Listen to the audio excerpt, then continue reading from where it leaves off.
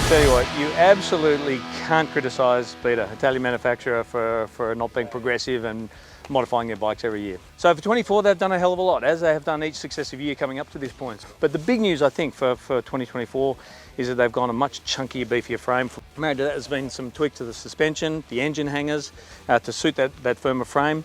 They've got an all-new Nissan rear brake master cylinder. They've got an all-new RR125 Racing, completely new engine. But I think what's really intriguing, the flagship model, the RR300 Racing model, big changes this year. And I guess the headline news for that model is that it's got a all-new cylinder head, but in particular with 2 spark plugs, dual spark. Interestingly enough, also a little bit of pirate activity in some shipping lanes actually delayed the arrival of these bikes. But now they're here in force, and we figured, you know what, let's get out and test one of these things. You know, reigning Hard Enduro champion in the championship, winner in the hands of Ruben Chadwick. Really interesting bike, lots of bling on top of those other bits. You know, there's probably a couple of $1,000s worth of other componentry on them.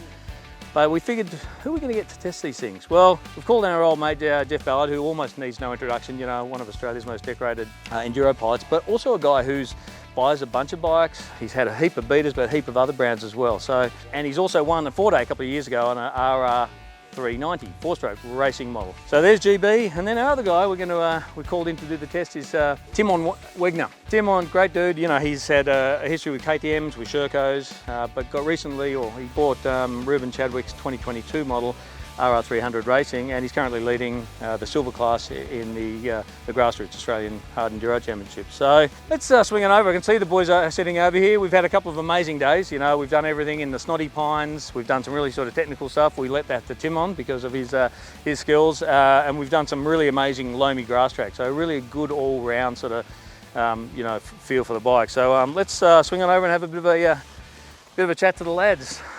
Timon, I might go to you first, mate. You rocked up with this thing as an absolute beat up.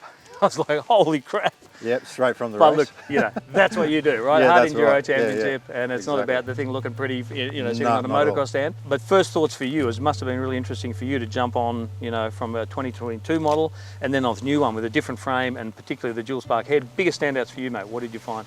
Straight away, it's a powerhouse. Rocket ship. A rocket ship, yeah, definitely. Crisp, and it just delivers power like everywhere. Everywhere you can ride it lazy, and then if you really want to snap it on, it's you're hanging off the back of it. Dries. It's like as soon as you touch, even though it's got more power, it has, I guess, pretty good traction, right? It just does, seems to move quick. Yeah. You know, and initially with this thing at the power valve setting, there was a massive difference. Crazy alive, I rode that one first and then jumped on this one, as you know, I nearly flipped it. Yeah, but again, just an all-round picture. So obviously the frame's quite a bit different this year too, Timon, from something you've been riding and racing. You know, I know you changed gearing, you got some pretty funky setup, but did you feel that firmer frame? Did you feel that firmer and better balanced suspension? They've tweaked the Kayaba this year as well, again compared to your 22 model. Definitely more balanced in the suspension. Coming off the hard enduro, we're running things quite soft. So this was a pleasure to ride on the grass track. Like, I was actually like, wow, this is really cool. Like, I don't get to ride bikes set up like this, and it was comfortable straight away. So that was a big standout. The frame, it's really hard to say because the suspension just took me by surprise. So yeah, that was the big standout. I think you said it, Geoff, like it was interesting for something that's got so much poise and so much forgiving. When we went over to the motocross track, you know, and when you're over jumping things, you had that safety margin, but in spite of that, you still had really good choppy stuff. It was still pretty damn good, right? Yeah, well, I found there's a plushness initially, so it's really good. Basically, it's great. And, you know, I was a bit torn between the two. And yes, I did love that in many ways, but ultimately, I'm kind of thinking if I had to pick, especially when we changed the power, you know, I think that's suited more to my ability that I have now. So with the power, it was amazing that you could just go two turns and then you've got a whole different power delivery. That was amazing. But I come back to what you said. I think you sort of said that was much smoother, but I found it was much, with the twin spark plug arrangement, much more refined. It idled smoother. At all engine speeds, it sort of seemed to, you know, it just was crisper. And obviously, I guess that's, you know, what a dual plug's about, right? It's more efficient combustion chamber. What we did notice, again, before we bring the RR into the sort of comparison, what we did notice also, the clutch a little bit different. We talked to the guys from Lowry, Australia, slightly firmer diaphragm clutch spring. Is it a ball ache? Is it too much harder? Because it's still pretty, in the scheme of things, it's still pretty damn nice, right? Depends who you are. For him and a clutch guy, hard enduro, they never let go. They're always on it. And he really, it affected him a lot more than it did me.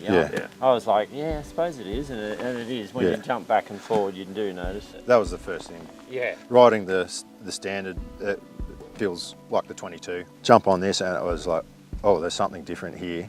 Yep. And it wasn't just the clutch position. There was, you could definitely feel it. I got arm pump, like, But in saying that, customise the lever and you can kind of do. And you can change the preload on that diaphragm spring too. We're in the, But it sort of sums up the thing. It's all a bit more harsh and, hardcore racer type of a bike in suspension, in clutch and all that stuff. Well, it's positioned to, I don't want to say ready to race because that's someone else's slogan, but it's ready to race, it's race ready out of the crate. And I think the guys at Lowry want to be really careful about making sure that that's what it's aimed at and that's who gets it. Bringing the RR into play because, I think with this test we didn't want to talk so much about a comparison between the bikes, but you almost can't talk about this one without using the standard model to help put it in context, right? So you got, typically between RR and racing, you got between 12 and $2,000 differential in price. You get the Kayaba suspension, which is sort of headlines the differences, but then a whole lot of other bits and pieces on the bike as well. Some really cool little blingy bits, some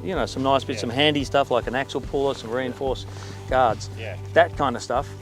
In my mind, like just those components alone justify that $2,000 differential. That's it before you get moving from the Sachs to the Kayaba suspension. There's a huge difference between that guy's ability and he wants to go in a race to that guy's ability. This is going to suit more of that guy's ability, the upper towards pro kind of a guy. The racing model is, And it doesn't mean you have to be that elite guy to go in a race. Plenty of guys just go in and love the fact being in age group classes and all that sort of thing. So I think you have to be realistic of who you are and your ability and not kid yourself, let's say. This is a bit more of a pro kind of level bike, and if you're not that, you'll probably enjoy that a lot, Yeah, for longer rides, for more trail-oriented stuff, for a super light clutch, for giving power, for giving suspension, unless you're really hucking it off doubles and stuff. Yeah, you make more mistakes on this for me because it's, and you'd probably get used to that. I'm not used to this sort of two-stroke. So if you know where you're going, like a AORC, and you've done the multiple laps or whatever, then as you get to know it more, you can use the power maybe a bit more. But a lot of our riding is deal with it when you get there.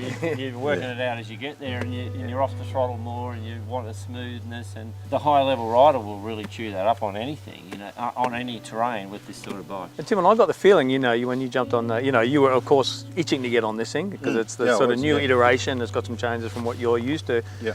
And you obviously, I saw you came in, you had a bloody massive smile for everything, with the way it's poised, it's everything, right? Yeah. But I also think that when you tried the standard model RR, once we ran the power valve out and got it sort of like responsive, you were kind of quite surprised by the all-round, albeit gentle, and you're using more clutch. But you were surprised by it, right? It's really nice, and it's still got heaps of power.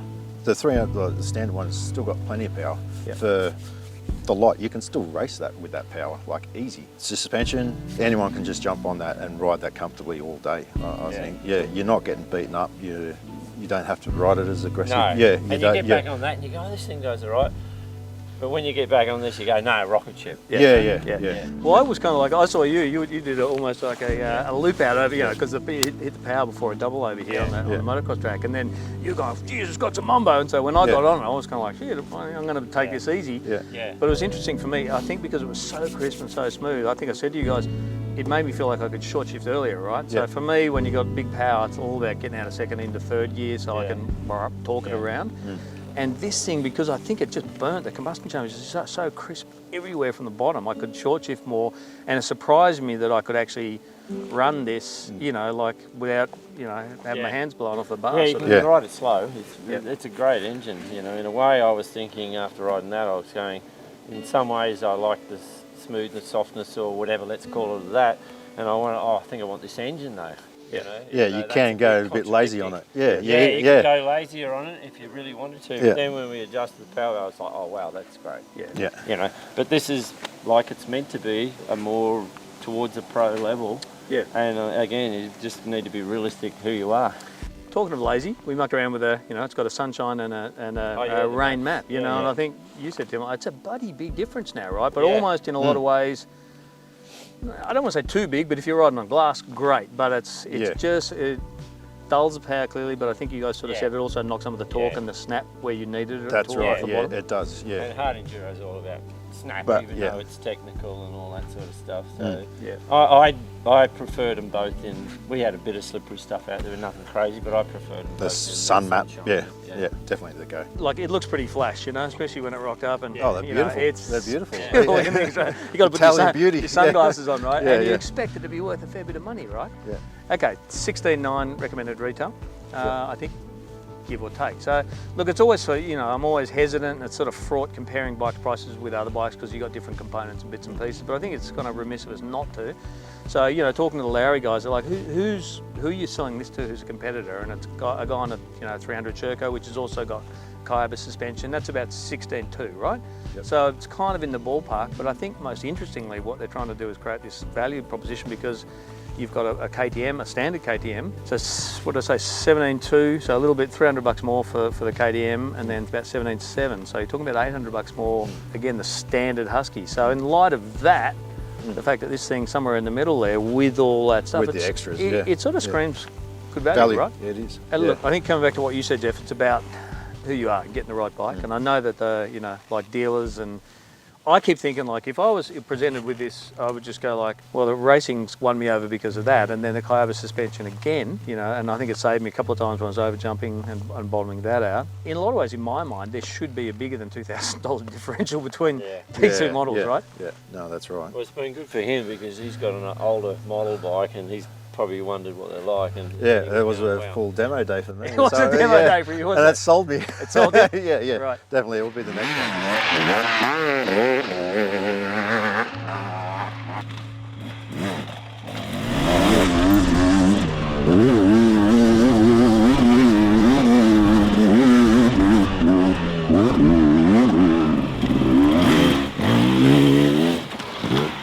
So what do you say? Somebody rings up and they're killing it, kidding themselves that they're actually better than they are. You know that they do some long rides. You know that they're not particularly fit. Yeah. From what you're saying, Geoff, it sounds like you're steering them to the standard, to the RR model. Yeah, 9 times out of 10. Don't overlook it. Don't just go, oh, I'll be faster on this. If you're not that guy, you can probably love that thing.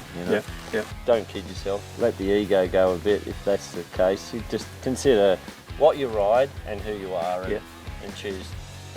But we're talking about racing, like these bikes are born and bred, in the hands of Brad Freeman and Steve Holcomb, who've collectively won 18 titles over the last 7 years in the World Enduro Championship. Yeah. But that's much different to what you're doing, Timon. You're doing a lot of stop-start, wheel tapping, rock ledges and shit. Like some of the stuff you guys do is crazy. So in my mind, it's like, how come a bike that's ready, race ready with firmer suspension and a more aggressive engine, why is that something's more suited or more of the hard enduro guys gravitate towards it?